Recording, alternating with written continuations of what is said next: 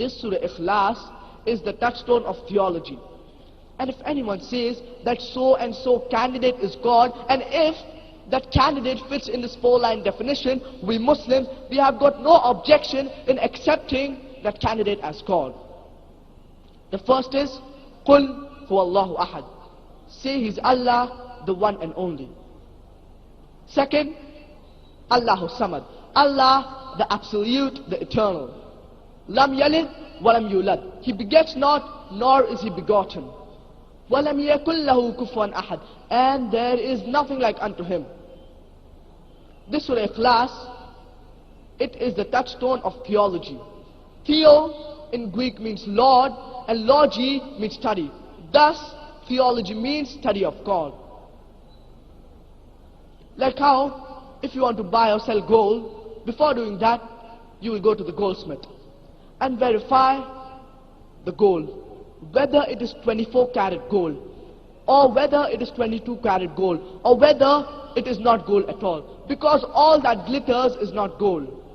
Similarly, the God which you're worshipping, put Him to the test of Surah Ikhlas, put Him to the touchstone of theology, and if He passes the test, then the God which you're worshipping is the true God.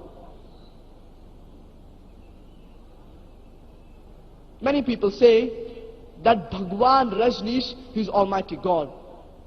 Let's put this Bhagwan Rajneesh to the rest of Surah Ikhlas. The first is, Qul huwallahu ahad. Say He's Allah, the one and only. Was Bhagwan Rajneesh one and only? There are several people who have claimed divinity, and especially from our country, India, there are thousands who have claimed divinity. So He's not one and only. But someone might say He's unique, He's one and only. The second test is Allahu Samad. Allah, the absolute, the eternal. Was Bhagwan Rajneesh absolute and eternal? We know from his biography that he was suffering from asthma, from chronic backache, from diabetes mellitus. Imagine Almighty God suffering from asthma, from chronic backache, from diabetes mellitus. The third test is Lam yalid wa lam yulad. He begets not, nor is he begotten. We know Bhagwan Rajneesh, he was born in the state of Madhya Pradesh. He had a mother and he had a father. And later on, he goes to USA, and in the state of Oregon, he starts his village called as Rajneeshpuram. And if you go, and he takes thousands of Americans for a ride.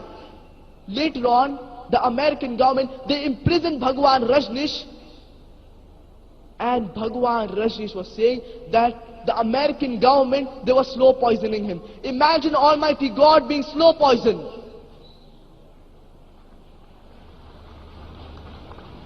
And later on, the American government, they kick Bhagwan Rajneesh out of America, and he comes to the state of Maharashtra, in the state of Maharashtra, in the city of Pune, and he starts his village.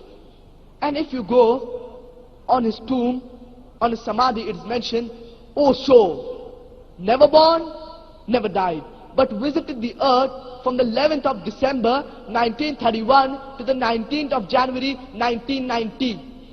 They forgot to mention on the tomb that he was not granted visas to 21 different countries of the world.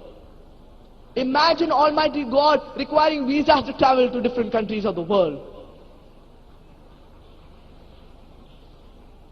And the Archbishop of Greece said that if you do not throw Rajneesh out of the country, we shall burn his house as well as the house of his disciples.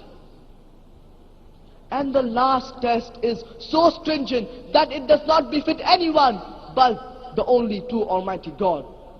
The moment you can compare God to anything in this world, He is not God. وَلَمْ يَكُلْ لَهُ كُفُوًا أَحَدٌ. We know Bhagwan Rajneesh. He had 2 eyes, 2 ears, a nose, and he had a white beard. And he wore a white robe. The moment you can compare God to anything in this world, He is not God. وَلَمْ يَكُلْ لَهُ كُفُوًا أَحَدٌ. Many people say that, Almighty God, He's 1,000 times stronger than Arnold Schwarzenegger. You might be knowing the person, Arnold Schwarzenegger, the person who won the title Mr. Universe, the strongest man in the world, the strongest man in the universe. The moment you can compare God to anything in this world, He is not God. وَلَمْ يَكُنْ لَهُ كُفُوًا أَحَدٌ. And there is nothing like unto Him. Whether it be Arnold Schwarzenegger, or whether it be King Kong, or whether it be Dara Singh. The moment you can compare God to anything in this world, He is not God. وَلَمْ يَكُنْ لَهُ كُفُوًا أَحَدٌ. This Surah Ikhlas, chapter number 112, verse number 1 to 4, is the touchstone of theology. And I would request the brothers and sisters out here that the God which you're worshipping, put Him to the test of Surah Ikhlas, and if He passes the test, then the God which you're worshipping is the true God. If He does not, then He's not the true God.